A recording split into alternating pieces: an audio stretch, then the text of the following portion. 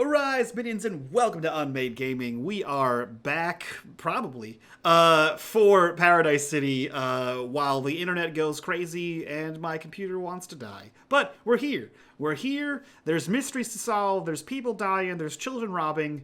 So if you guys like what we do here and you want to support the channel, link to the Patreon down below. That's the best way to do it. If you want to join us and be a part of the conversation, link to the Discord. Both of those down below. And without further ado, oh yeah, the other thing. In the bottom right-hand corner, you will see the corruption bar. That bar serves two purposes. One is when that bar fills, I get to do whatever the hell I want to these wonderful players. And two, every single dollar that goes into that goes back into these wonderful faces you see here before you. That being said, previously on Paradise City, a simple stakeout quickly escalated from reconnaissance to a citizen's arrest to an all-out brawl in the blink of an eye. When what started as a wish for more friends resulted in a shootout with sword-wielding bandits, the summoning of a djinn, and the near death of Judd. But with some quick action and even quicker thinking from Molly, Judd was saved, transported to the Kingsman, and put under the care of someone they were told was a doctor. Judd, you lay on a table. A cold metal table. Tabley table. Yeah. You're. I thought I wasn't dying anymore. You're not actually dying, like mechanically speaking, but you're, a man has his hands in you in certain spots, so you take that as you will. I thought we were in a different kind of back room. No, you're not. I promise you're not. So the camera kind of is that like overhead doctoral shot, right, of this gentleman in strange attire, leather jacket, popped collar, trilby hat on, with his doctor bag open. Strange jars are kind of aligned on this table as smoke kind of wafts through the room.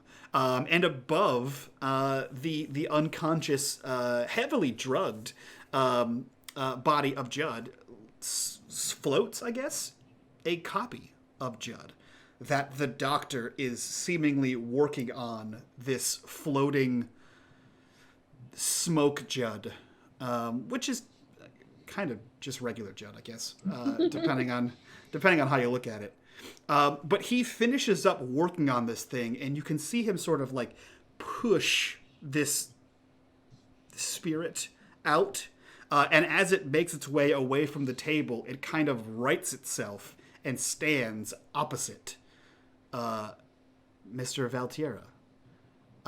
Judd, this spirit form of yours blinks into existence, its eyes open, and they glow with flame.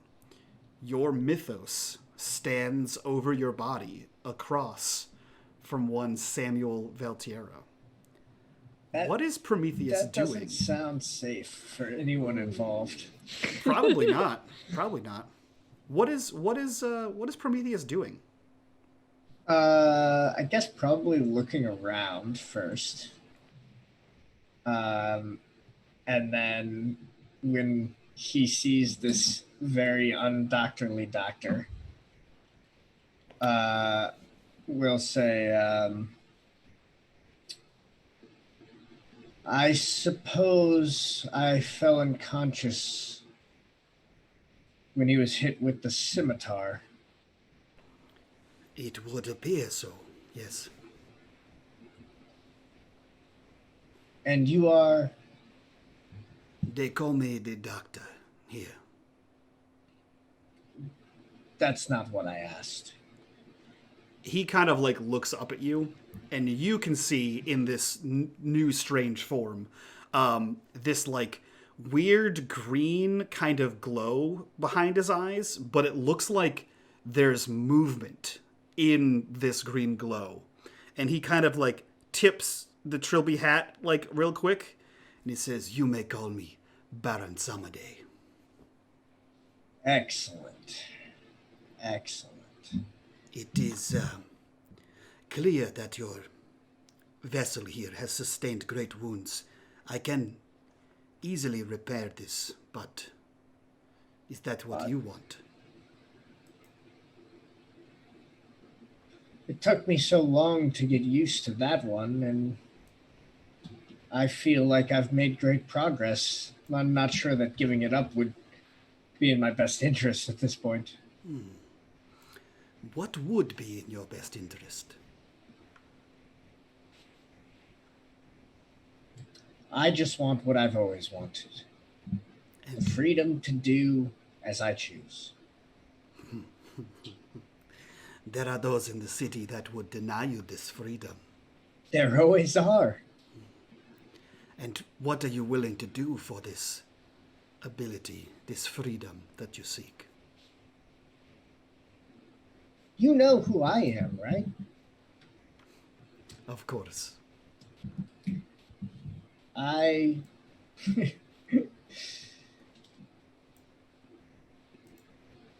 At the heart of what makes me me is rebellion. An unwillingness to let what is be. That's all that I am really here for. That's all invention really is. And yet you find Rebellion, yourself revolt. time and time again at the service of the gods to whom you rebel.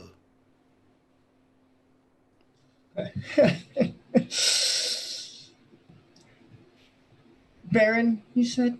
I did. You're picking at a sore subject, but let's just say when I worked for them, I thought that I was one of them. Me and my siblings, or rather, me and the few of them that decided to join, thought that we were all the same. Me and my cousins decided to revolt against our parents, and we thought it would be grand. But then, well, just a few millennia after that, I found myself locked up and being tortured for doing what I do. And, you know, I'm back here now. I suppose I can make up for that. True, but you seem to be working with them yet again. As if nothing has changed, as if all lessons that you thought you may have learned, you have not. It is the same cycle, is it not? It's a little bit like that, isn't it? But you use the hand you're dealt with. If I can use if I can use the children of my enemy to take him down, I will do everything I can. That'll make my victory all the sweeter. He always was exactly the same as the tyrant he threw down. That was the great irony. That was what I needed to show them. And so this would be the greatest proof of all, wouldn't it? It would. But what would you do if the hand you were dealt could be the upper hand? Why don't you speak plainly? What are you offering me? Anything that you want, Judd. No, you're not talking to him, though. Any deal you could offer is on the table. The price is negotiable.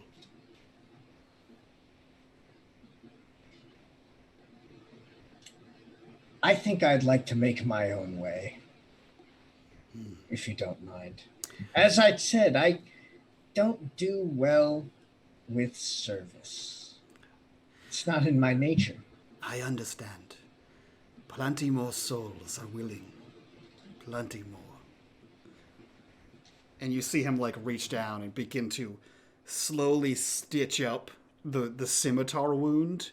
And Judd, Prometheus, you would know. You would see that the suture that he is using to sew this up, that thread, is actually connected directly to this wispy form that is Prometheus as he's sewing you back into the body of Judd.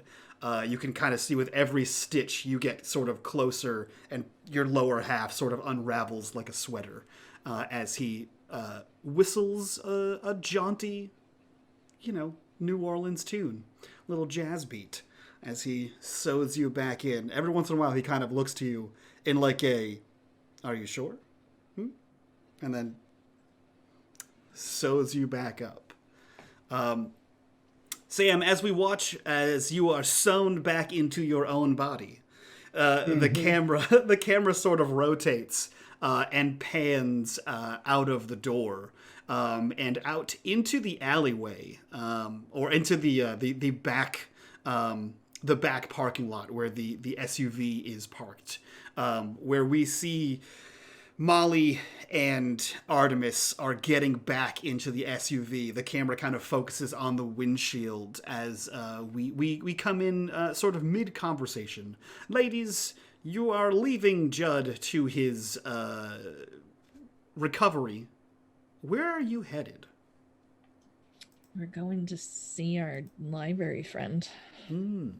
You're off to see the wizard. We're off to see the guy in his wizard closet. You're muted, Kitty. Kitty, you are muted. I imagine they're just like briefly bickering, like, I promise I'll be good. I'm not gonna rip anything up. I promise. Mouth zipped the whole time, unless it's necessary. But I promise I'm not gonna ruin this.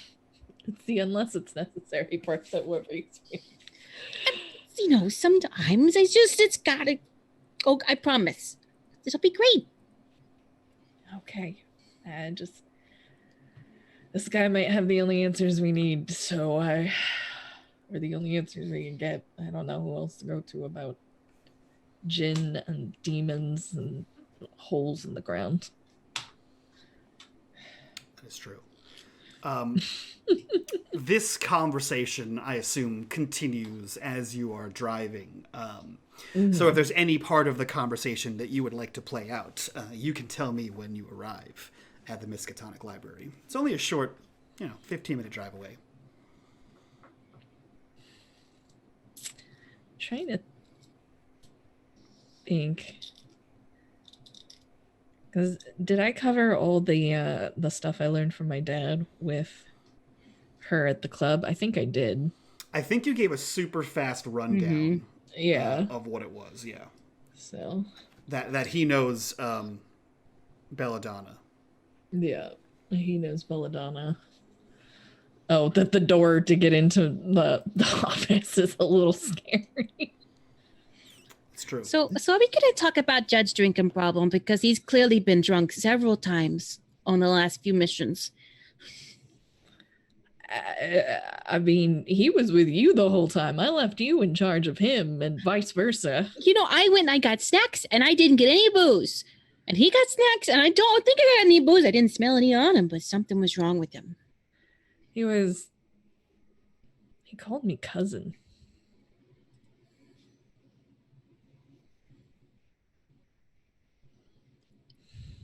I can't think of any other explanation. Do you think he's shooting something up? He always wears he wears long sleeves, right? I mean, yeah, I've never seen him in not his weird work getup.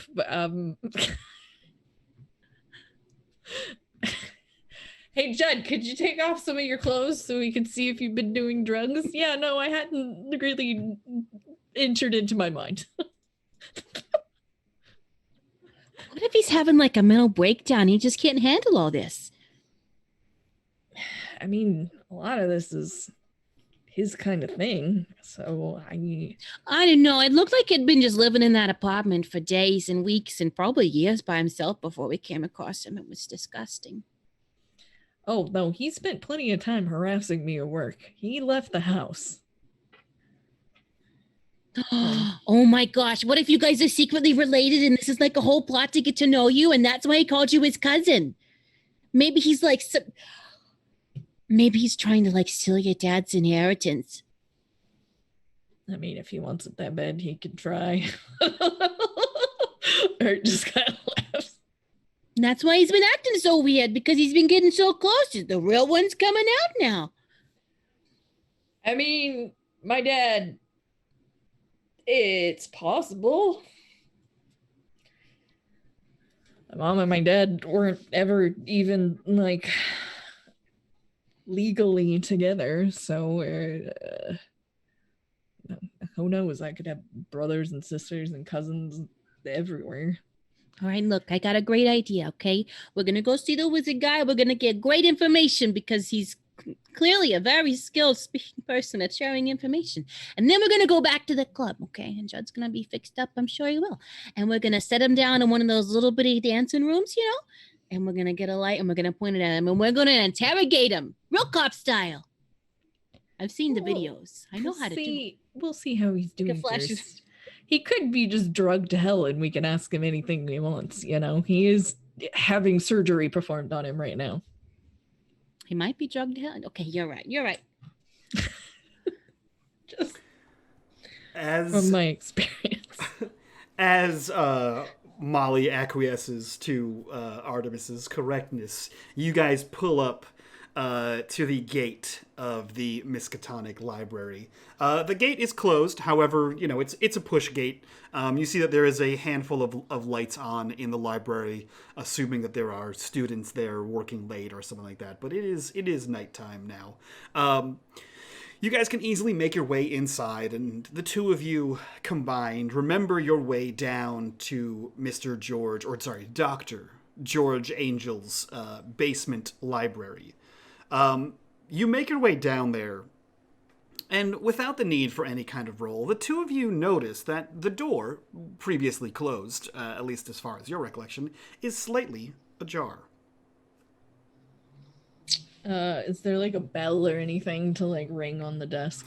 There is, so it's a hallway that ends in a door. The door is slightly ajar. You know that Judd just burst in last time. Okay. So there's no desk or bell or until you get inside. I'm gonna knock gently. Hand on my gun, just in case. Yeah. You kind of knock on the door, and just the light pressure of a knock, the door kind of creaks open like a good 6 more inches. And you can see that it is dim in here. Way less light than there was previously the last time you were in here. But there is no response to your knock. Hello? Hello? Hello? Just sort of echoes off of the... You get like this voice, like Judd, just like in the back of your head, like your subconscious Judd is just like, there's no way he's going to answer if you bang on the door. He's back there in some book. Just got to go in there. All right, we're going in. You ready to behave? I promise. I'm so ready. I am your sweet angel baby girl. I'll be so good. Okay. She walks in. She walks over to where she saw him last.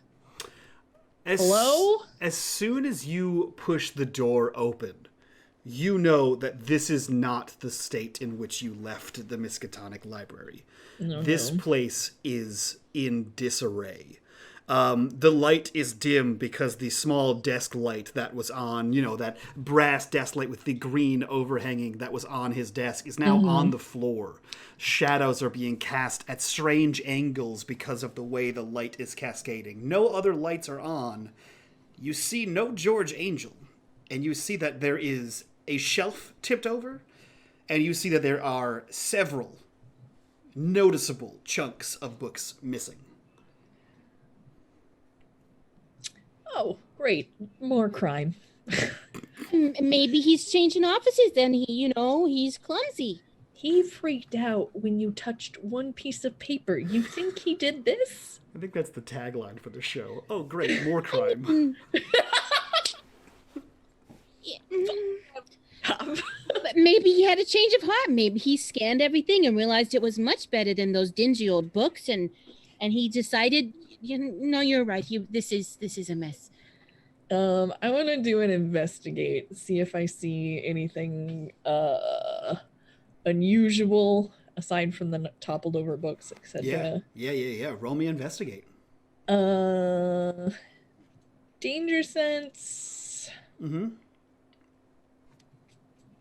photographic memory, because Yep. I've been here before. Yep, I'll take that. And get into the suspect's head, because I'm trying to figure out Okay. what this person did. Yeah, I'll take I don't that. know who the suspect is, but I've seen enough tossing. Do I have? You know what? Let's see. That sounds really. We'll leave that as it was. Do we have any negatives for you? Let's find out. Artemis. No. I think you're good. Yeah, I think you can just roll this one. Okay.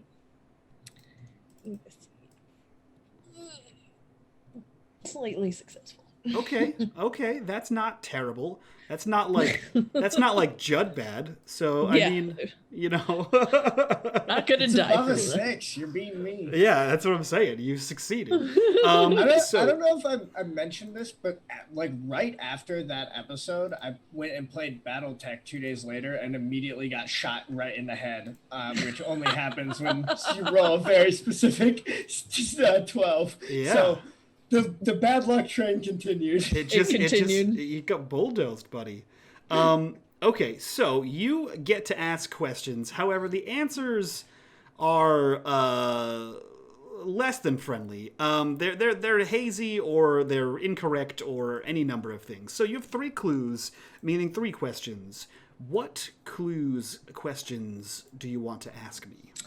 I want to see if anything's out of place in the sense of trash, sand, things like that. Obviously, the books are out of place. Is anything out of place? Is it like something been added to the scenario rather than tossed or thrown away? I guess is a better way to put that. You find that there are like notebooks, which you didn't really notice last time, but there are dozens of like composition notepads strewn about the room as if like literally thrown around. The desk is tossed as if someone was perhaps looking through it. And you notice that the closet in the back of the room is also open. Okay. Is that like the wizard room? Mm-hmm. It's the wizard room. Molly, you want to...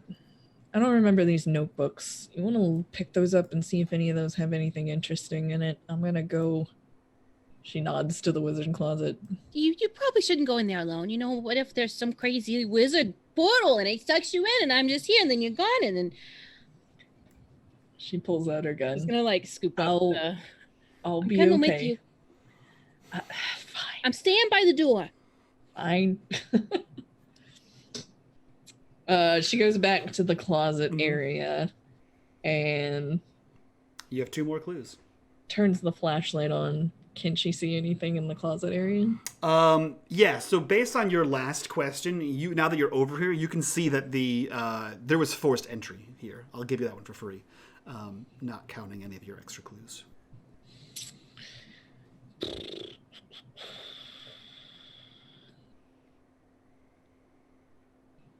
So while she's doing it, Molly's going to start flipping through the books. Does she notice anything?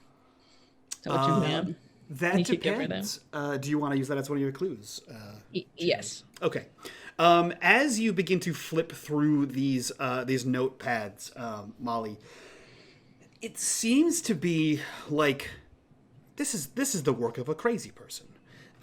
This is you would assume this is Dr. Angel's writing in all of these composition notepads, and it all talks about magic and wizards and sorcery and like this crazy like ethereal realm of shit that's going on as if it's real, right? It reads like, you know, Star Wars 2 or Legend of the Rings, as Molly would say. But it seems as though he's approaching it from a very scientific standpoint, as if he fully believes that this is 100% real.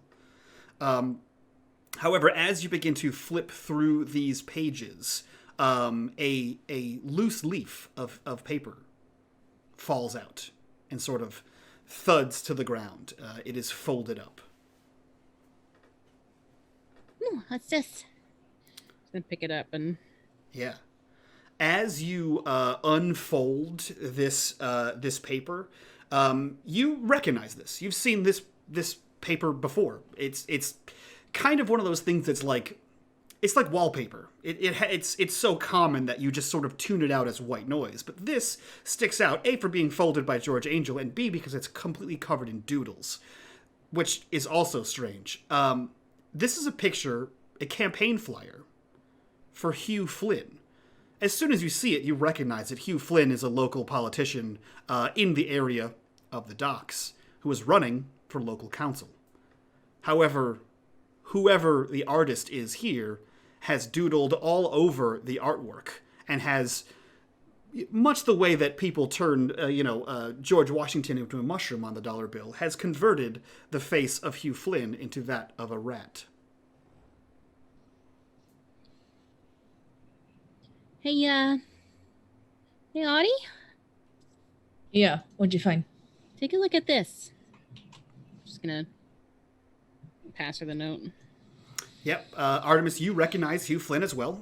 He is a local, low-level politician, right? He's not, in the town hall. It's like, what the hell do you call those things? I don't know. It's like local to a district. Like low level, like a comptroller. What is he running, or has he been a politician that I would know about? Both. He is running for re-election.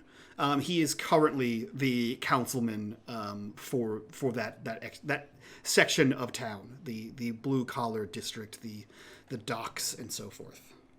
Does anyone live there? It's just warehouses. There are some affects the businesses. That's true, and there are a handful of low rent apartment complexes.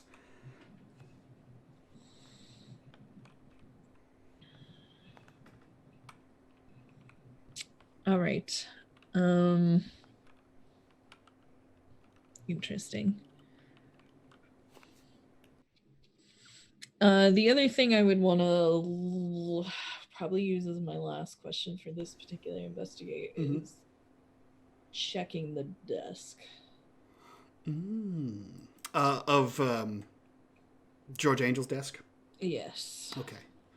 That's where, and see if I can see if something significant had been moved, or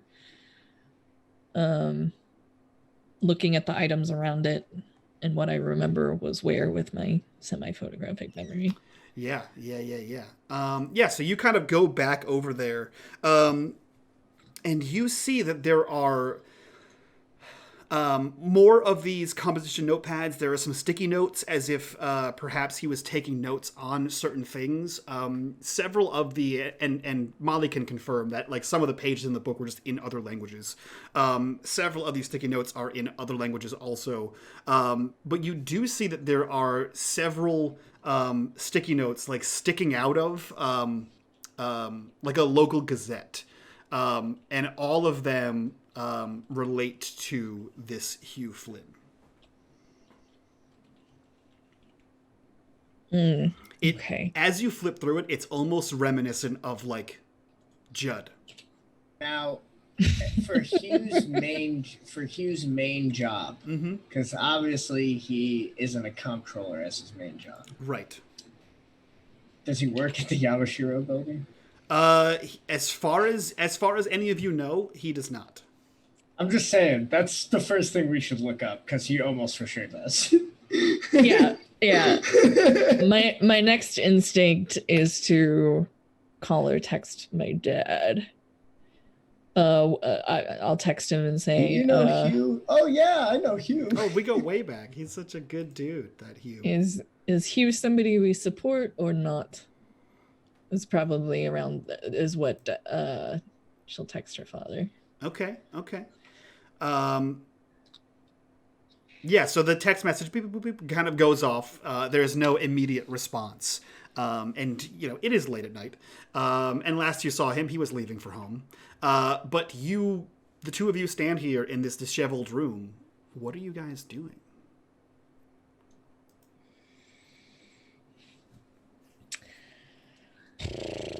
Do any of the languages look familiar? He kind of it's like the linguistic equivalent of Spanglish, where he goes in between English to French, fluent French, to back to English to Russian.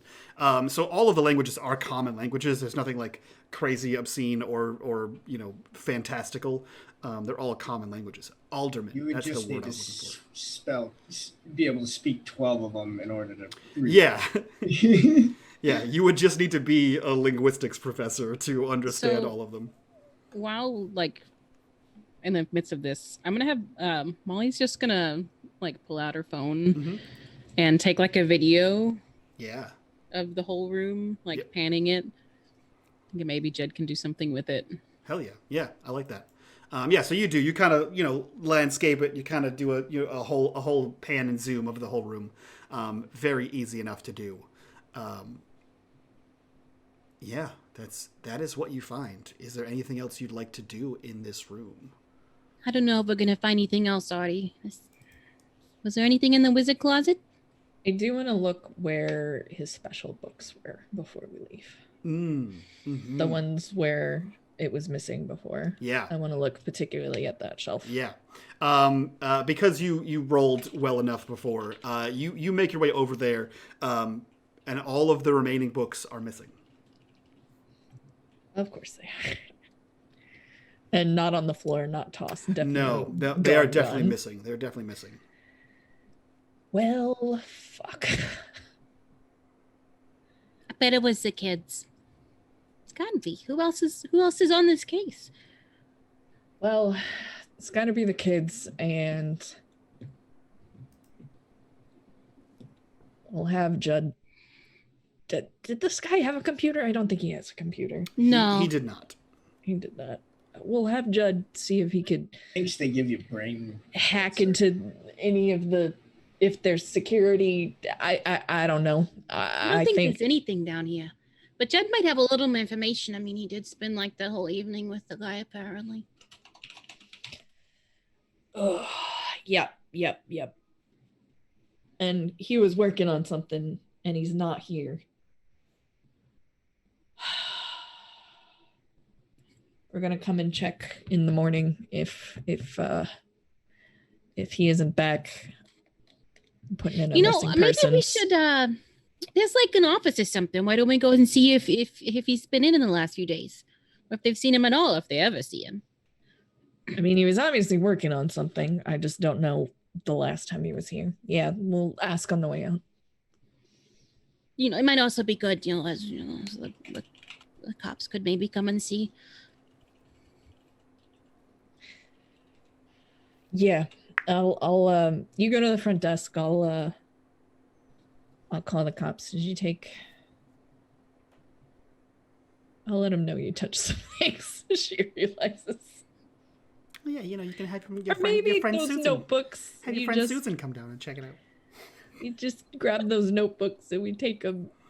Why don't you go shove those in the car and then go to the front office? How about that? Sounds like a good deal to me. Okay. Make sure it's under the seat. Yeah, don't worry. I got it. It's going to be fine. Beautiful. Molly, do you do as you're told? Can I roll a die to see if Molly does as she's told, you or can if do she whatever just you'd like. You can do whatever you'd like. I just think that'd be funny to leave it up to. Yeah, roll high or low. Yeah.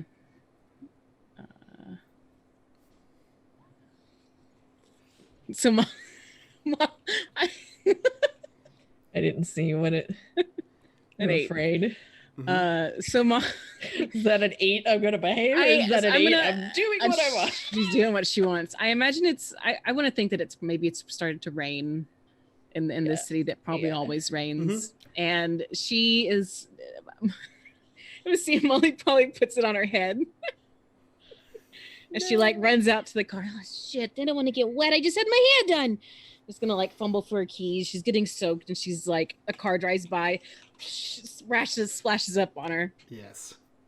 Damn it! And just like throws it in the car, and then runs back inside, and proceeds to the bathroom to dry herself off. Okay. So we see this montage of dripping wet Molly click click click click click with the heels down like past the secretary who just like looks at you as you go into the bathroom, and then there's like the hand dryers as you're drying yourself off. She's like naked, like underwear on, but like drying her. Wringing it out, drying the clothes, hits the button, fixes the hair, and then click, click, click, click, click, back out to the secretary who kind of watches you come back. So it's coming down out there, like cats raining cats and dogs. No, actually cats and dogs, like, liquid rain. It's crazy out there. Good morning. Afternoon. What time is it? It's after 10 p.m. How may I help you? And you see this woman who is maybe 5 foot on a good day. She's easily 100. She has huge like bug glasses on with the chains that go unnecessarily long up to her the back of the glasses. And she dearie, what is it that 10 p.m. You're sure here late? You normally work this late. This can't be very good for you. Oh, it's fine. I'm a night owl. Oh, well, good for you. Okay, listen. So I am a dear friend. You're a ball of energy. Maybe I'm a night owl too. Oh. Maybe it was the rain that just drenched me from head to toe. But birds of a feather, as they say. Oh yeah, yeah. Well, I'm not really. I mean, yeah, birds. I'm not a big feather person. I don't use a lot of boas in my show. Doesn't matter. So I'm a very dear friend of what's his name? I can't even remember his name. I'm not going to tell you because that makes it so much funnier, and that's so Molly. Yeah, I was about to say because I definitely said it like 5 times at the beginning of this segment, and I'm not telling you. I'm a very good friend. Look, Lord. No, that makes the RP so just much completely better. just slips my mind. He's the man. He's the one down in the basement. The one that doesn't like computers. Oh, yes, the janitor. He's a janitor. The one with all the books and like the really big closet. Oh. You're talking about Dr. Angel. Yes. Sorry, it's been such a long day. You don't understand. Do you like coffee? Do you like Americanos? I don't know what that is, but I've had a decaf. I use instant coffee. Oh no. My deepest sympathies for your palate. That's okay. That is so unfortunate. Yeah. And I'm gonna look. I got pot shares in this coffee shop. It wasn't more of a donut shop before, but we're really upscaling it nowadays. And look, I'm gonna come back here because you were birds of a feather, like you said, right? I want to bring you some real special. Oh, that would be outstanding. I love gifts. I love making new friends too. Yeah, it's great, and a young friend is great because most of mine just. Well, you get older, you got to make new friends because your other friends start dying. But you seem like young at heart. You're gonna live forever. I plan on it. Now, but listen. So, Doc, this. I'll get you your coffee. It's so great, delicious. Mm-hmm. This Dr. Angel. Do you see him a lot? Does he come in and out at the same time? You seem like you're here late at night. I am here late at night. I've seen him. Yes. When was the last time you saw him? I mean, he's like I said, we're such good friends, and I haven't seen him in like a couple of days. And well, hold on a minute. And she like reaches down and pulls up this big, thick, like old school like log of people coming in and out. Computers here. He says, hold on. And she like reaches up into her curls of her hair and pulls down a secondary pair of glasses over the first set of glasses, and you can see I imagine this woman looks like, what is the woman? If you guys have seen Atlantis, the animation. Yes, or the or woman with the does the with the phone thing, or the mom from Golden Girls. Is the the oldest one from Golden Girls, and she like pulls down the secondary set of glasses over the primary ones, and then this was Tuesday, this was Wednesday, and then he was here yesterday. He left at 9:51 p.m. He said he had to attend to some things with some friends. And he said he would be back in about an hour, and he was not back in about an hour. Oh. Was there anybody when he was leaving? Was there anybody, with him? Or did he walk out alone? No, there was one visitor that day. He came by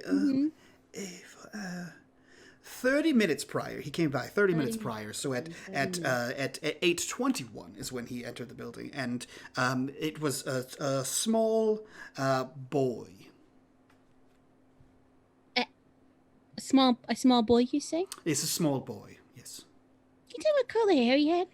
He had like sandy brown hair, and he wore a jacket without sleeves on it. Oh, it sounds like a hoodlum. I thought so too, but he asked for Dr. Angel, and he seemed very polite and astute for such a small boy. Interesting. Yeah. And did the boy leave with him, or did the boy leave on his own? The boy left 10 minutes later at 8:31 p.m. And then at 8:51 p.m. is when Dr. Angel left, saying that he had an appointment with some colleagues. Interesting. Yeah. Interesting. So he hasn't come in today at all? You've not seen him at all? He has not. I haven't seen him. Is that normal? Does he take any days off?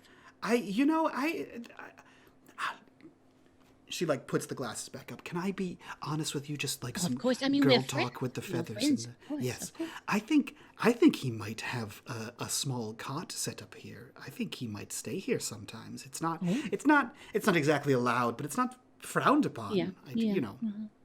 We all love books. Of course, books, they're so magical. They are.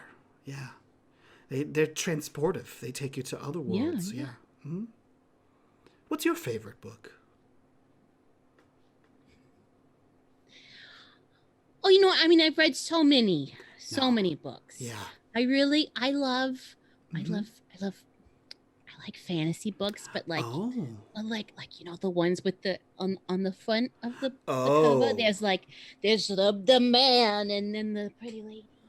Yes. Hold on.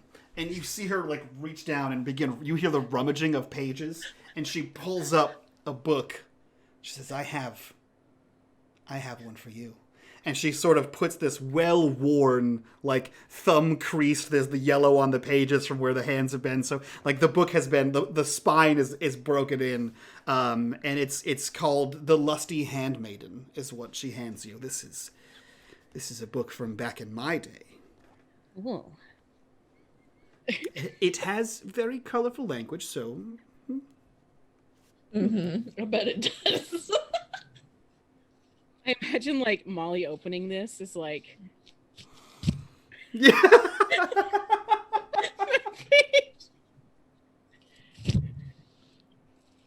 This is really well used, isn't it? It's Wow, it's my favorite, and if you're a fan of, adult fantasy, then this could be your favorite. I mean, too. I hate to take something that you're so cherished. Oh, no, that's my reading copy. I also have the first edition in hardcover on my shelf at home. You're fine. Well, you know what? It'll be a trade, this book for the coffee. Yeah, no, that would be outstanding. I'll try this coffee. And what was your name? I don't think I got your name. Well, you, since you're a friend, you can call me Gertie. It's short for Gertrude. Well, what a beautiful name. Thank you. You you may call me Molly. Molly. Mm-hmm. Is that short for anything? No, Oh, just okay. Molly. Okay. Is there anything else I could help you with? Molly's like just kind of like looking at this book, like inspecting it. Huh? I don't think so. Okay. Well, I will warn you. There's a particularly spicy section in the mid 40s, the mid 40s in the pages. So when you get there, don't skip ahead. It would ruin the surprise. But when you, it is the loudest crinkle. God. That one is a very good. When you get there, you'll know it. Okay, I don't want to spoil it. No. I'm definitely not going to burn this when I get home. I feel like we cut back down to Artemis. What are you doing down here while this is happening? So I'm gonna call the cops because this place was obviously trash. Yeah. Say, hey, I think there was a break-in here. I was here to see a friend. I'm headed out, but you guys know my number. You know who I am. Yep. I'm gonna go tell the front office. So I'm gonna go up to meet Molly. Yeah. I think you get up the stairs to the front desk right as Molly unsticks page 45 from page 44. And you see Gertie look over her massive glasses at you, and she just like motions to Molly. Close the book. Hello. Hi. Hi. You're gonna have some officers coming down. We went to visit our friend Mr. Angel, and Yes. it is a wreck down there. And Oh, no. knowing how paranoid he is about his stuff, I'm assuming somebody went in there and just trashed the place. So they'll probably come ask you a bunch of questions and stuff. Oh. But I used to be an officer, so I went ahead and gave him a little ring. So, Oh. yes. Well, if there's anything else I can help you with, or any more books that you might need, and she like gives a knowing look to Molly, you know where to find me. I'm here every night. Of course. Yeah. Or just looks at Molly for a second, like, what did you do? And I should like slip the book. Yeah, she reaches in her jacket and hands Gertie a card. And the officers find anything unusual, or you remember anything about somebody heading down that way, Sure. give us a call. We're a private detective agency, and yeah. That's fancy. I didn't know you were a detective. And she like places an elderly hand on Molly's hand. Had I known, that's very impressive. We're yeah. She's getting trained. She's our office manager right now, but she's also out in the field with us. So she's Office she's getting manager there. to private investigator? My, someone will write a fantasy book about you one day. Well, maybe. she I'm sure just- there's her- been some Art's fantasies eyes. already written, but it's okay.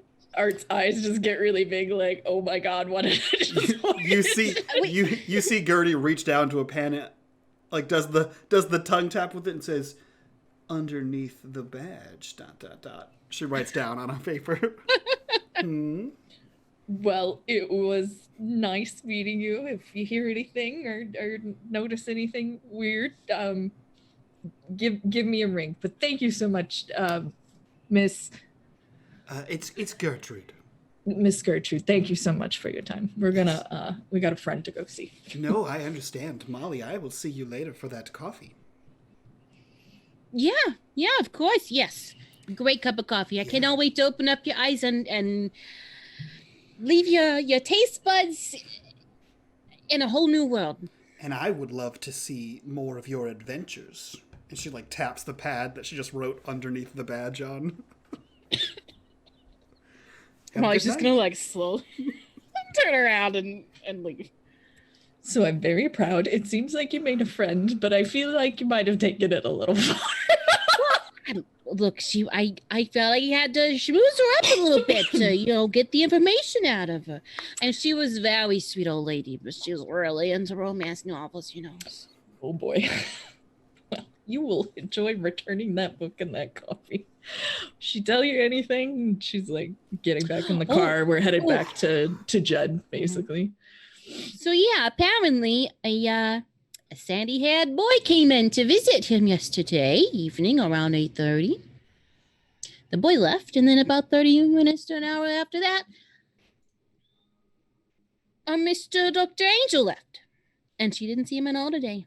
So I'm convinced it was the boy. It's the kids. Good detective work, huh? No, very good. Just can't seem to stay ahead of this kid. We'll go check on Judd because I don't know what to do, and we need him to look at these notebooks. I can start Googling some things, and then hopefully he made it. I mean, it's a good doctor. Judd's a tough guy. Yeah. Judd, you're not. I love him. He's wonderful. He's really cleaned up a lot. He's just, I'm just concerned. On the way here, he was a drug addict. Yeah, I mean, just a drug addict doesn't mean he's a bad person. It just means maybe he's gone down the wrong path in his life. Maybe he's too stressed out. I'm worried. I'm a concerned friend. Okay. All right. Okay.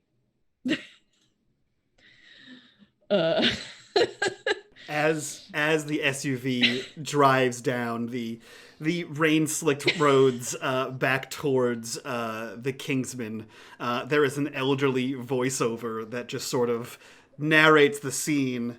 The buxom detective heaved with questions, ... as the sound of pen work scratches across paper. And as you guys are sort of pulling up to the Kingsman, we transition inside, where Judd, still on the table, the drugs wearing off, your shirt is being rebuttoned or pulled back down. I forget if you were wearing a t-shirt or a button down. But you now see, I believe for the first time, the doctor who worked on you, who does not look like any doctor that Judd has seen before.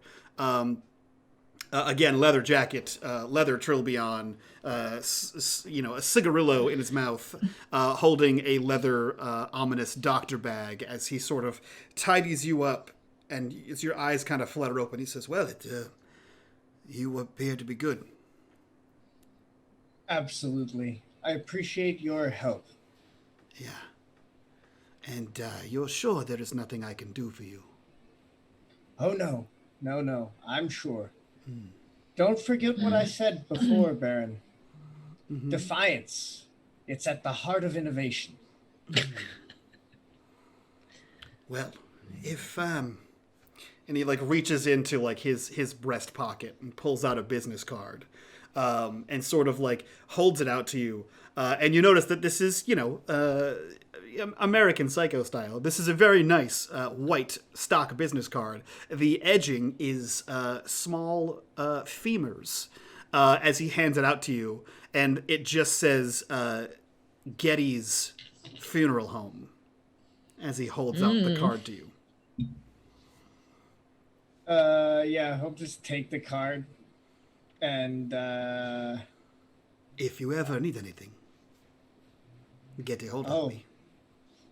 I don't imagine I will. I certainly hope I don't. Puts the card away. Stands up. Yeah. The door is sort of half open as one of Mr. Gold's security, big black shirted security guards kind of stands there. Judd, there's a booth set up for you over in the back room. Don't touch anyone. Wouldn't dream of it. Yeah. They'll just just kind of blows past this guy. He looks like the type. He looks back in, and you can hear that there's a conversation. Yeah, you can show yourself out the back way, Doc. It's the money's in the bag. As you continue down this red carpeted hallway out onto the classy Las Vegas style main floor, where another one of the guards kind of clocks you and just sort of points to one of the raised round booths that's sort of set back off to the wall, a good 20 feet from the actual main stages. Judd, aka Prometheus, just goes like this to the guard as he makes eye contact and wants him to get him a drink. Yeah. And just goes over. Yeah, so you slide into this round booth, kind of putting your hands on the table, and you notice that there is a strange floor-to-ceiling pole that seems to go right through the center of the table. Paying it no mind, one of the waitresses sort of comes up and places a bottle of Moet Chandon on the table there. This is just one flute or 3, 4 flutes? Just looks at the table. How many glasses? I don't know. I was told to come here. Oh, you ordered a drink. I assumed that you. Okay. Okay. Just bring over a couple. I'm sure it'll be fine. Sure. Yeah. She reaches down and like depresses a button, and just pulls out several glasses out of the side of this cabinet that's recessed into the booth, and places down 4 crystal champagne flutes on the table. And as she sort of turns to walk away, you see coming in the door in which you just came through, Molly and Artemis. Yeah, Judd will pour some champagne, and sip on it while he waits for them to come over. Yeah, Molly, Artemis, you walk into the loud, raucous, Las Vegas style gentleman's club, and you see that Molly, you see that Judd has been set up in one of the VIP booths that has a private dance table, and he is casually drinking a bottle of very expensive champagne.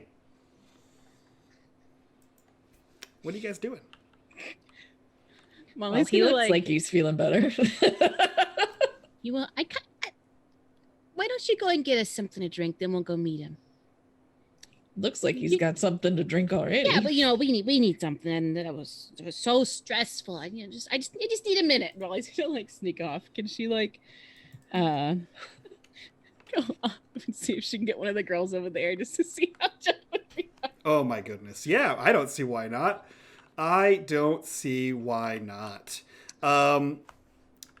How do you present this to one of the girls? Do you tell them you're playing a joke on him, or do you present this as a serious dance opportunity? No, Molly's gonna pay. Like she'll give her, just to go and dance. Nothing nasty. Oh my! Not like the lusty handmaiden, page 45. No, just to see how Judd's multiple personalities will react to this. Yeah. Judd, as you sit there sipping on your expensive champagne, another young lady comes up to you, far more scantily clad than the previous waitress. She sort of like runs a hand on your cheek as she puts one foot on the booth and then launches herself up onto the table, and begins, as the young kids say, shaking her shit. There is a full. Is that what they say, Mike? I mean, I don't know. I just turned 33, so I have no idea what they say. But this is, if nothing else, this is acrobatic in performance. This is a full-on presentation. This isn't your go out on a Friday night and have a Coors Light. This is a fancy establishment, and they are limber and gymnastically inclined, heavy on the nasty. And she begins to dance on this table for you. How does Judd and or Prometheus respond to this situation? Yeah, so unlike the last times Judd has been in this place where he has seemed like a total fish out of water in the fancy establishment, Prometheus is just like lounging. He seems just like imminently comfortable in like his surroundings. And like I think when she like runs a hand down his cheek and like gets up on the table, he'll like maybe just like kind of raise an eyebrow, and then he just like kind of sits back, cool as a cucumber. It's the exact opposite of how you would expect Judd to act in this situation. Molly, almost a letdown, you see that Judd is incredibly comfortable, as if he is somehow a high roller and belongs exactly where he is. You so also Molly's gonna slip up to Artie. Yeah. And I imagine like it's getting probably pretty busy. Mm-hmm. Right, it's late at night. Like, yeah. It's like 11. It's probably like right? 11 o'clock. Yeah, so it's, but I the imagine regulars are rolling in. It's probably just enough. Like she's just gonna lean back on the bar and nod. See, look, there's something up with Judd. That's great. Just gonna nod in that direction. We'll figure that out as we go. We've got to get moving. Are you happy with your little this? I don't want to watch Judd being weird or not doing this. It's not something I need to see. Did you get your information? Because I'm gonna go over and start talking to him. We'll go and start talking to him then. I will say, ladies, as you sort of sit at the bar and look over at Judd enjoying himself, the two of you who are either familiar here with the club or inclined to the finer things in life, realize that the bottle of champagne, you can kind of see the label, and you're pretty positive you can make out the label on it, and the fact that it says 1961. And anyone who is familiar with Moët Chandon knows that that's about a $4,000 bottle of wine, or bottle of champagne, that he is casually drinking while watching a gymnasty dance.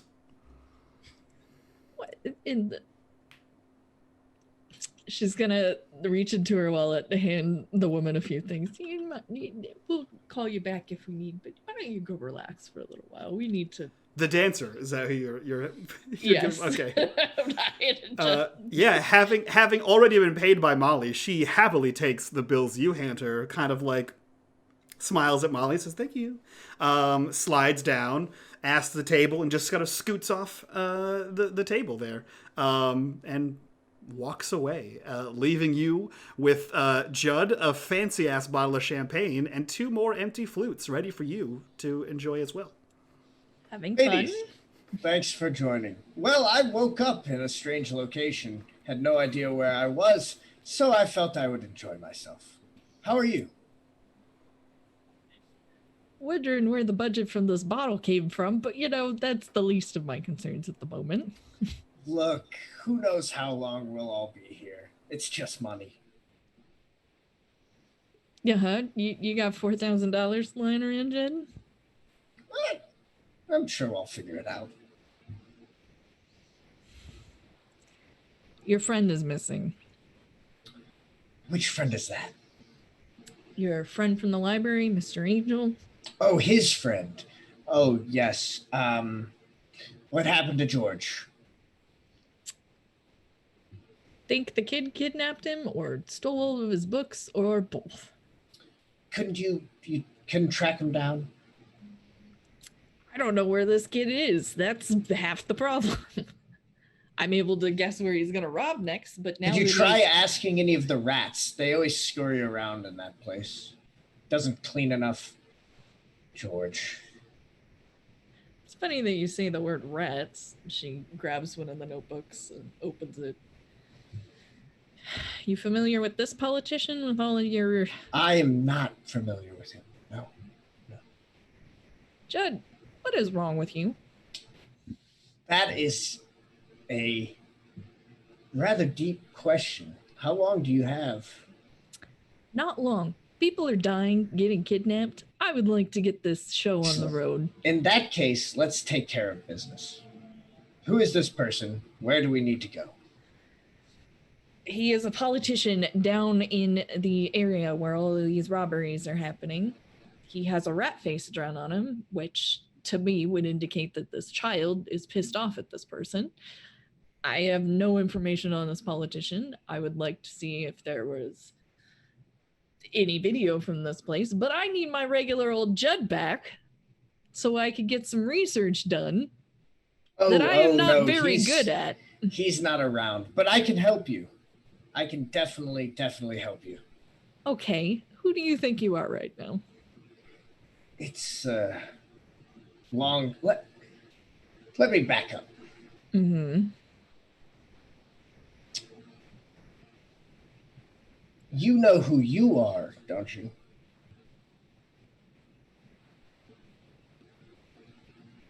Okay, Molly, check his arms. She just. Well, he's gonna try to go to like grab his arm to push up his sleeve. Sam, does Judd allow this to happen? I think that Prometheus just doesn't really know what's going on. So just like, what are you doing? Doesn't Let like me resist. see your eyes. She's gonna like climb onto the seat next to him and like try to like grab his face and like look. Yeah, I think like when You want like, drugs? when you like really look in his eyes, it's like all normal at first, and then it's just like that flickering flame effect that we talked about from like last time, just moving across his pupils. Just big old grin.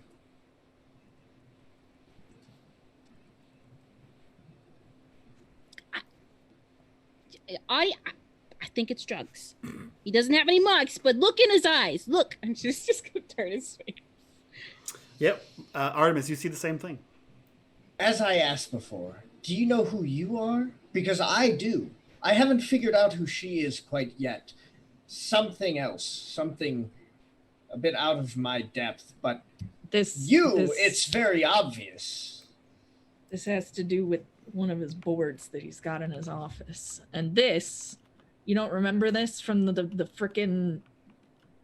She tries to like make us. She's just so frustrated. She tries to make a big building sign with her hands. Yeah. From when we were on top of the Hiroshima building, somebody has fucked with him or something. Here's what it comes down to, Artemis. And I have to say, it's you couldn't. Most of us, we go into somebody similar, but not literally the same. Anyway, doesn't matter. Artemis is just confused. It all runs back to the Yamashiro building. It always has for me. That's always where my problems run into, that particular place. It just happens to be in this city now. So, you and I, cousins that we are, head back, take care of what needs taken care of at the Yamashiro building. And I have a feeling all of these loose ends will be tied up. Who knows? Maybe this politician will even be there too. I don't know. But what I do know is that all roads end at Olympus. They always have. You mean Yamashiro building? That's what I said. As Judd says Olympus, Artemis, you hear, boo, boo, boo, you feel a vibration in your pocket. I was about to get the phone out either way, so that works. As you pull out the phone, there on the closed home screen is a text message from your father. What does it say? It says, "Talk to Mr. Gold."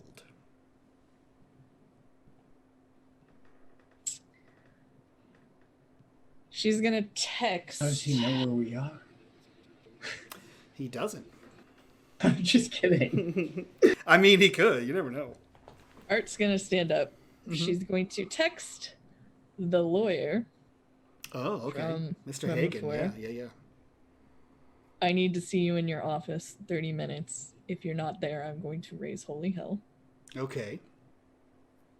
Send. Yep. Goes off. Molly, is your boss in tonight? He should be. He's always here. I think he sleeps here sometimes. What? Show him the notebooks. Try to get anything out of him. I don't know what's going on, or freaking wands, or what the hell happened to him, but say no more. She's just gonna scoop up the things and walk away. To go. I like how this week we're establishing that all of the NPCs sleep at their places of business. Yes. only the one is the one we've established. They're all just video game characters. Yeah. You just find them in their location. They never move. You two talk. I'm gonna go talk to your boss. My dad seems to think he knows something. Okay. Your father always did think that he knew what was going on. I'm sure this time it'll work out great. She just makes a face and just like, I don't fucking know at this point. She downs a flute of champagne and just walks off to where Mr. Gold's office is. So you walk off to that back hallway that you had come through. The security guard sees you kind of coming, and he stops and says, "Yeah, what can I do for you?" Your girl has the run of this place, not you. What are you looking for? My father seems to think that a conversation with Mr. Gold would help me quite a bit. See if he's all right with that. Using that exact phrase, please. You see him like reach down to his hip and like depress a button, and you can see like the earpiece that he has around his ear. For Mr. Gold. It says her father. Are you sure? Okay. All right. Says you can't see. Yeah, you can. Come on in. He says he's. It's open hours apparently, and he opens the door for you. It's you can't miss it. And he points down, and there's obviously a door that looks very different from the rest of the other doors. It is a mahogany door with brass handles and hinges. And he kind of closes the door behind you. And you find yourself in front of Mr. Gold's door. It is closed. She'll knock gently, but hard enough on the mahogany, knowing its weight to make a noise. Yeah, kid, come in. Art's gonna walk in, sit across from Mr. Gold. It's a matter of time. What, this conversation, or? Well, given the state of things, I figured you'd come to me sooner or later. What can I... I realize I'm trying to fill some big shoes real fast. I ain't Sam Spade, but I'd like to be. What? I don't want to get in the way of anybody's business or cause any issues, but when kids, and one of mine, gets hit with a sword, I gotta kick some doors down and figure out what's going on, but I keep getting stonewalled. What? She's gonna pull up a picture of the politician. This guy is running for re-election in the district where a bunch of these warehouses are getting hit by a child. A sword-wielding child who doesn't seem to care if he kills somebody or not. If you like a sword-wielding child in one of your friends' areas, Mr. What was the family that the doctor belonged to? Oh, Valtieri.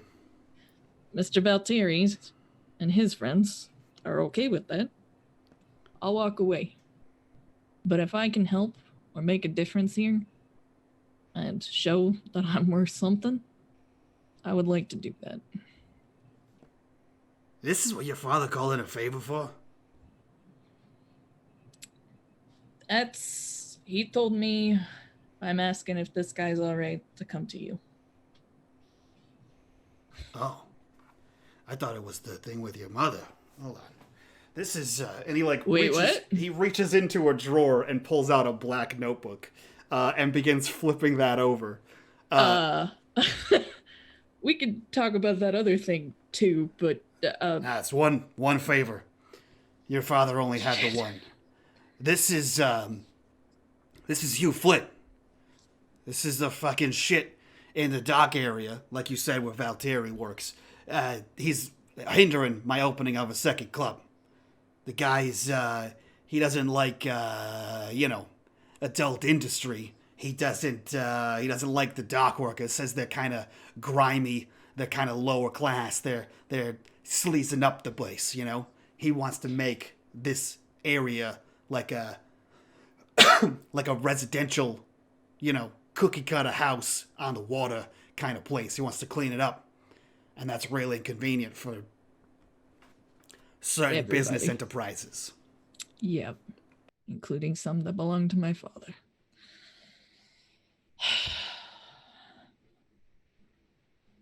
So this politician could be the one funding whatever this is where all these businesses are getting hit. He's stonewalling you from opening a business down there. I mean, you know? I don't know about all. The guy's he's pretty cutthroat when it comes to business. He's like he's pretty smart. He's pretty sharp. But he's a Boy Scout. He's got like rallies and he's like you're getting the people going. I've never seen him do anything that's criminal. So if that's what you're saying, that's what you're thinking, he's got to be good. And that means something coming from,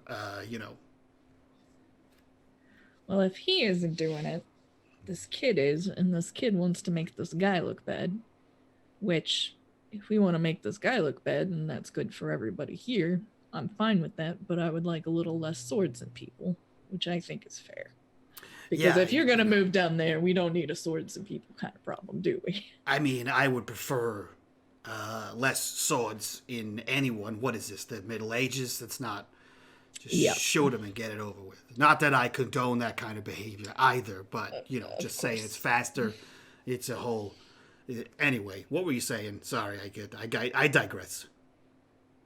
She's going to pull up the video footage as close as she can to the kid.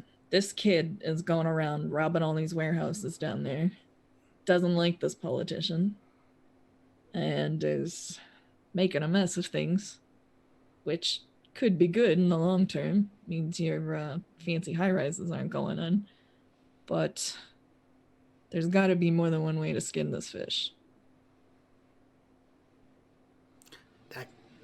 That kid has a sword? Yeah, I wish I was kidding about that.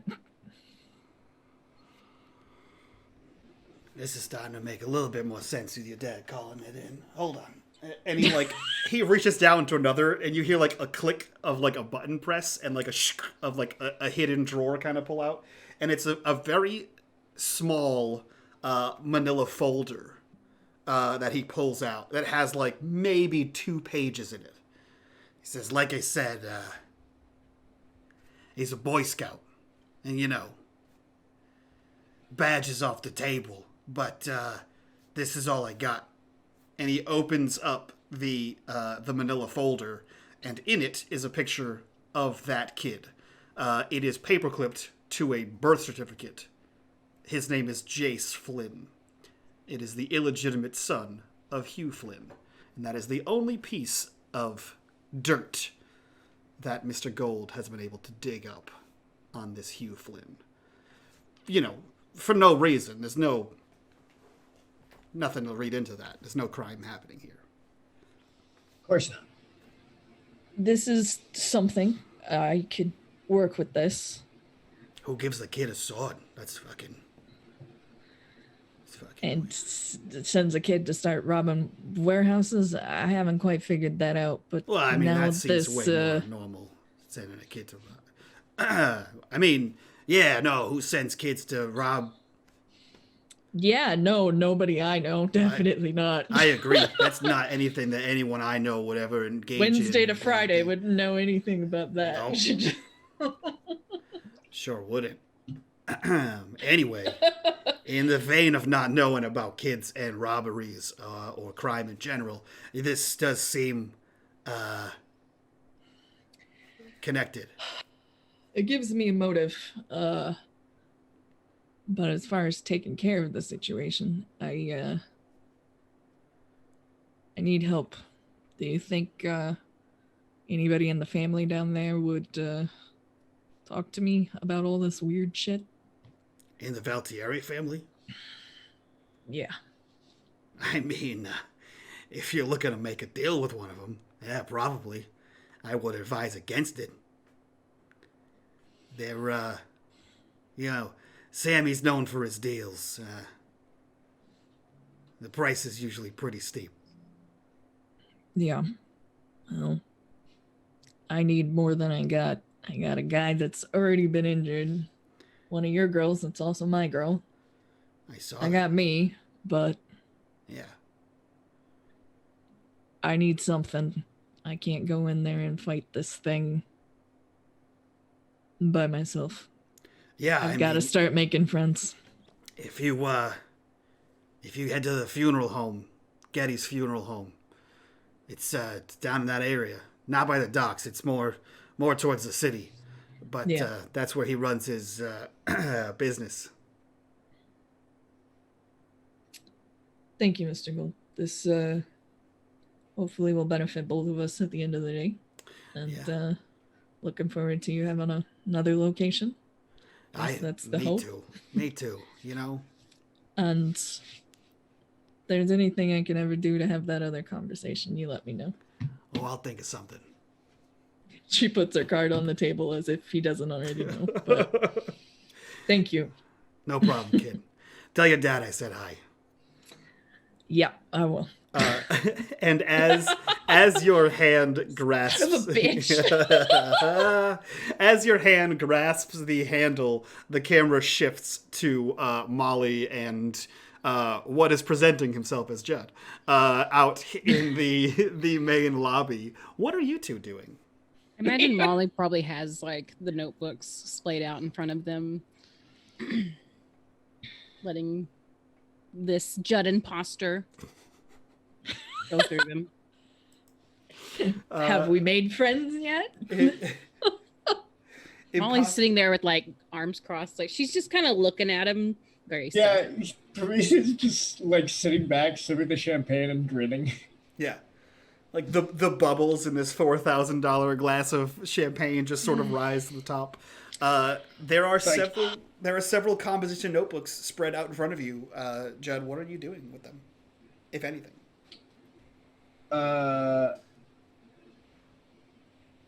They've been there the whole time, or they? Molly just put them there. Molly put them there. They're from the laboratory. Yeah. I just meant, did she put them there like right when Artemis left? Or Yeah, probably. Okay. We probably had him open for a little bit. Then yeah, he's probably just like kind of like he's leaning back, like just like lazily like reading one of them with one hand while he sips champagne, and he's just kind of like flipping through them. Roll me an investigation. I will do that. It's only the second roll of the night. Yeah, wow. We've been doing the hour and a half with one roll. Wow. Okay, so I feel would it's like about to change though. to do. I don't know that I have anything. I've got seasoned investigator. Okay, I'll take it. I've got.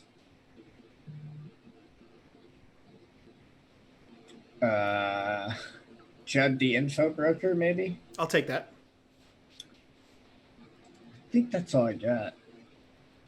All right, then. Unless there's some like tricky shit in here that would make the Maconian trick or take the bait fit. I don't think so. Okay. Okay. Mild success. Better than last week. Yeah. Or 2 all right. weeks ago, however long that was. So you have 2 clues. They are a little foggy, but you have 2 clues to ask.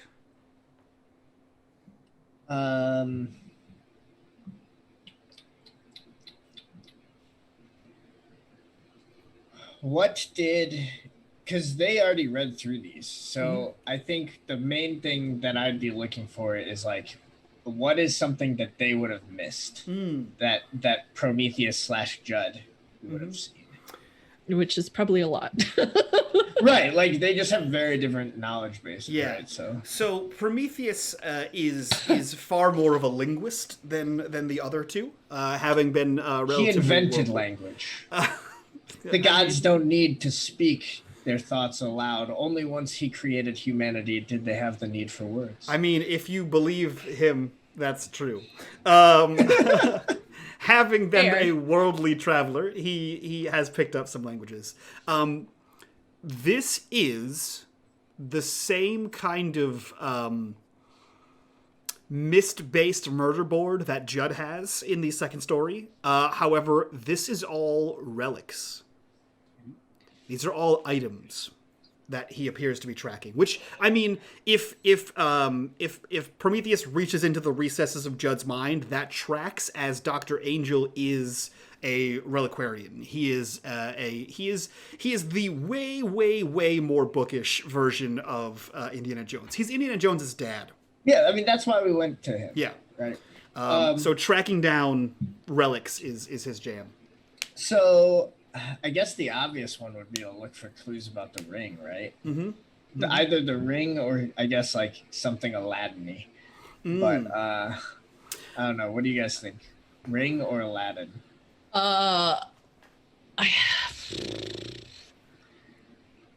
Ring or anything about gins? Yeah, I was thinking like some kind of like gin, like a lamp or like something like that. Okay, I got one for you.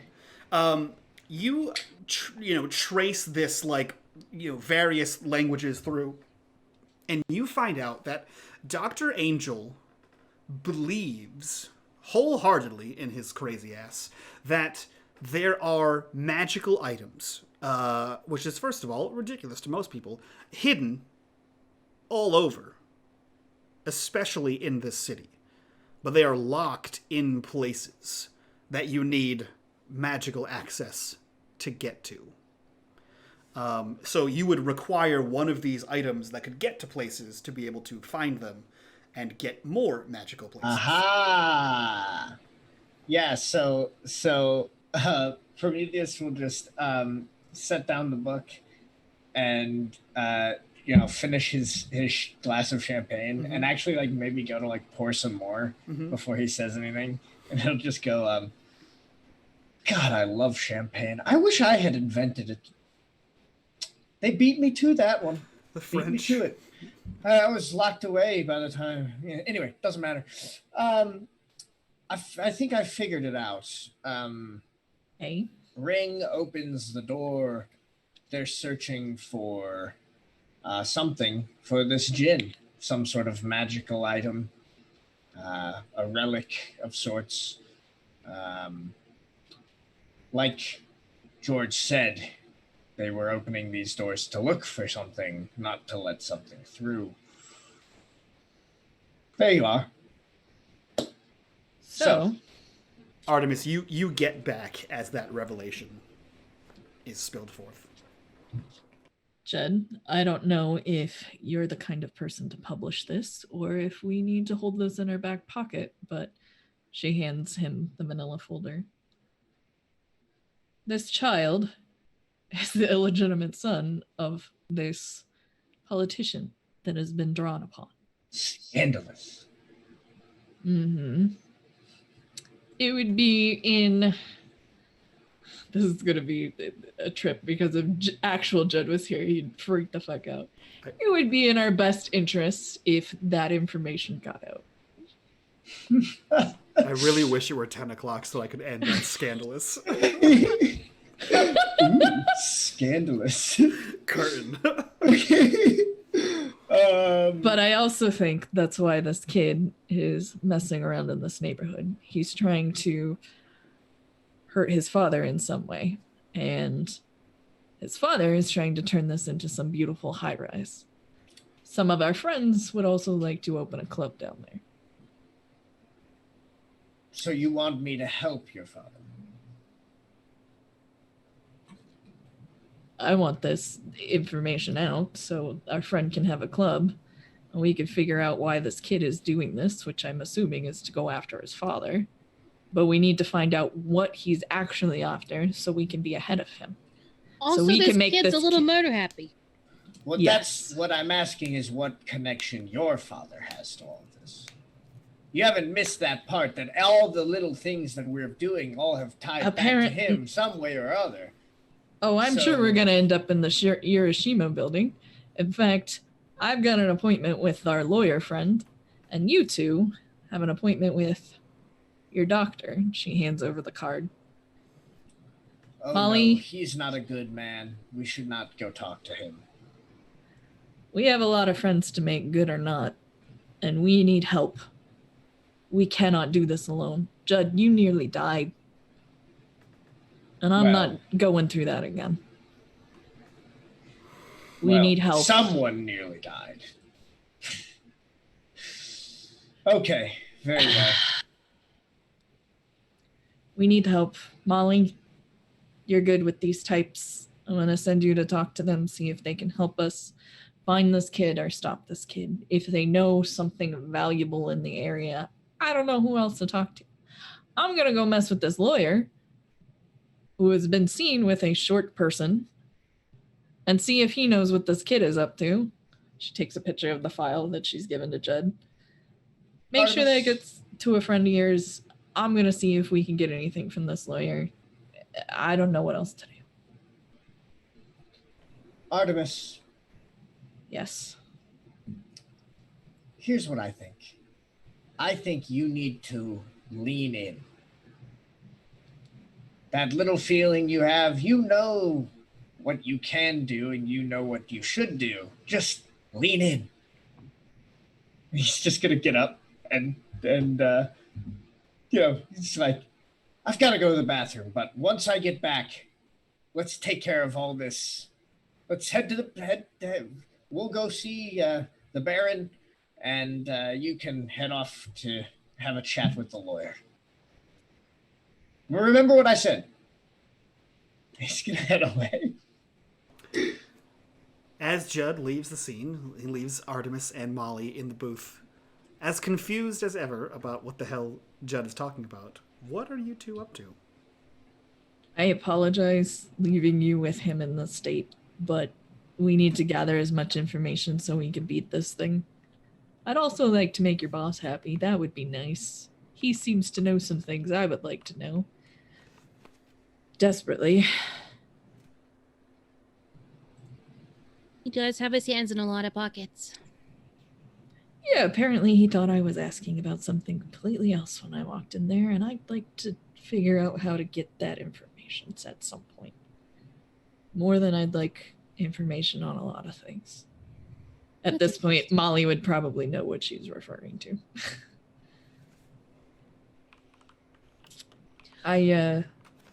My phone will be on. I feel like this is the safest thing I could send you to. You were great with Mr. Vidales. I have no doubts you will be great with these guys as well. They're dock boys, so they're a little more tricksy. Don't make any deals that you don't think we could fulfill. Okay? All right. You know, I know how to handle these guys. Don't worry. All right. I think that's like the moment where Judd walks back up and he's like, well then, we ready to go? Yep. I love that Artemis is like, Molly, I'm going to have you go here. You're good at these people, and these people are criminals. Like, that's... Molly is good at talking to all sorts of types. Politicians, she could send her to the lawyer's office, too. Old ladies, but young she store feels clerks. like... I feel like this was the first time Art asserted herself with somebody involved in crime. So she's going to let Molly take the reins on the definite crime. Yeah. Because a former cop snooping around at the wrong time could be bad. So she's going to go mess with the lawyer. She's going to kiss Molly on the head. Call a car. If I need to pay for this, let me know. And she's just going to be safe. And you, she points to Judd, just try to help us the best you can. I can see you both are worried, so let me try to put you at ease. I'm sure by now you've been able to tell that people around this city can do strange and mysterious things, yes? Yes. Let's just say I'm one of the people that helps make all of that happen. I make it possible. Did you go smoke something in the bathroom? You could say that. Now let's get out of here. Jesus Christ. Art just throws her hand up and goes back to her car. Oh. You could say that. Jesus Christ. Okay. All right. Okay. So we see Judd and Molly slip into a town car in the similar style to those that one Friday would take. As it leads you back down towards the dock district, we see Artemis climb into the driver's side of her SUV and peel off in the opposite direction towards the downtown area, pulling into a now all too familiar parking spot outside of the Yamashiro building, despite it being incredibly late. You walk inside, and of course, there is a few lights on in the building, less in the lobby, and there is the night security guard heavy-set fellow, the glare of the glow of the screens in front of him, kind of lighting him up as he kind of sits there. Morning, morning, Mrs. Yes, I have an appointment with the lawyers. You know which ones. If you could, and he just slides like a clipboard over. Just sign in. Sign it in. All right, that's it. And he like takes the note. He takes the clipboard and sort of puts it back in the desk. Up the elevator. I assume you know where you're going. Yeah, a little hard to forget this one. Thank you, though. Okay. Have a good night. You as well.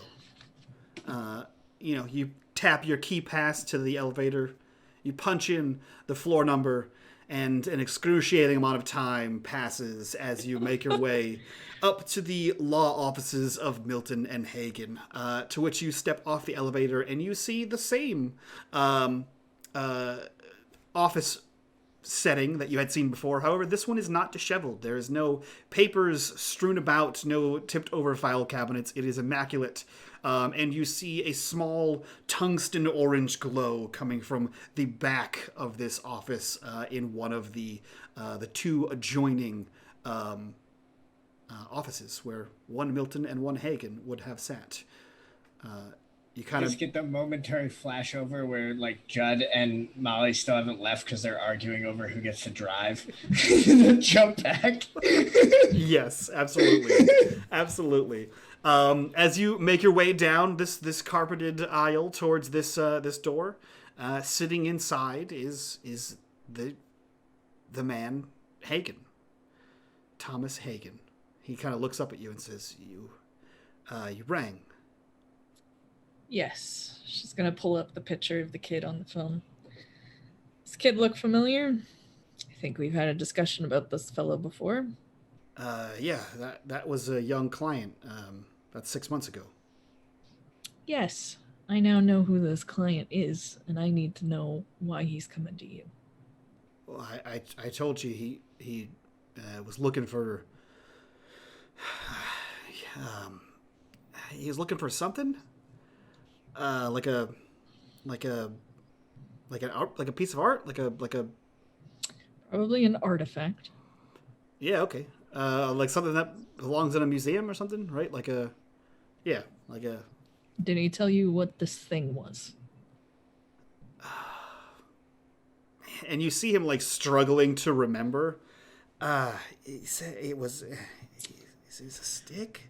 He said he needed it for.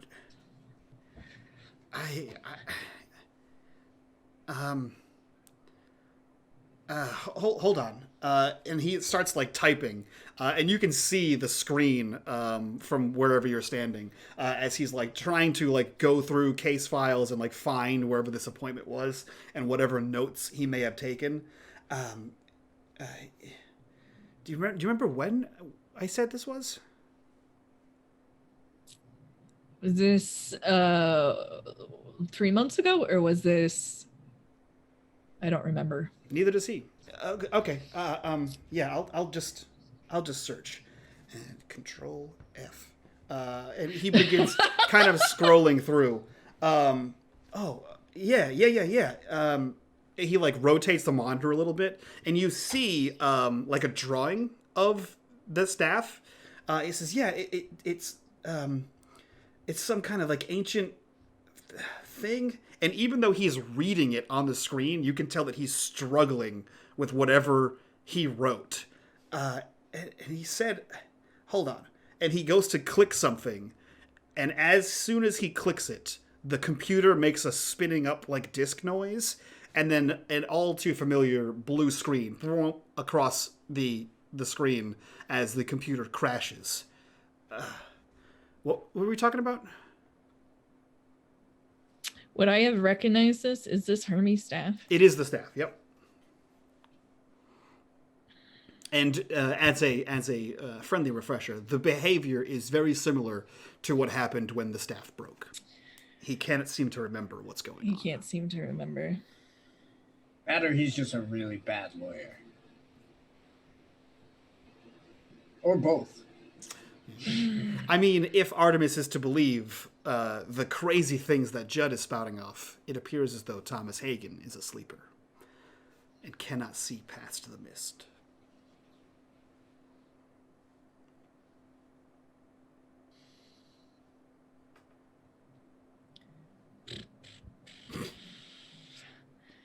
I have two thoughts, and I'm really not sure which one to go with here. Perfect. Well, while you ponder those things, the camera will transition to the black car that pulls up to the Getty's funeral home in the blue-collar district towards the docks. As the two of you pull up and the two of you are let out of the car, you see that this is, again, it is late at night. It is probably closing on towards a little bit after midnight. And you see that there is a well-to-do, strangely enough, like New Orleans style flat here with a bright purple, white topped, like hardtop lowrider is parked in the driveway. As the two of you get out of the car, the door swings open, and standing in the doorway is Samuel Valtierra, the doctor. As it turns out, I did need something. Well, it is only a matter of time. And that is where we end this episode. I will answer your question in post, Artemis, or Cherry. But that is the penultimate episode. We have one more next week, the finale, where we can see if our investigators can put it all together in time to stop crime, solve puzzles. I don't know what we're doing here, but we're having fun doing it. So let's go around, do our introductions, do our after show, and get the hell out of here for you lovely people. We'll start with Sam. Sam, who are you? Where can we find you on the internet, and what are you up to? I am Sam. You can find me at Twitter at TheWizenFool. That is the best place.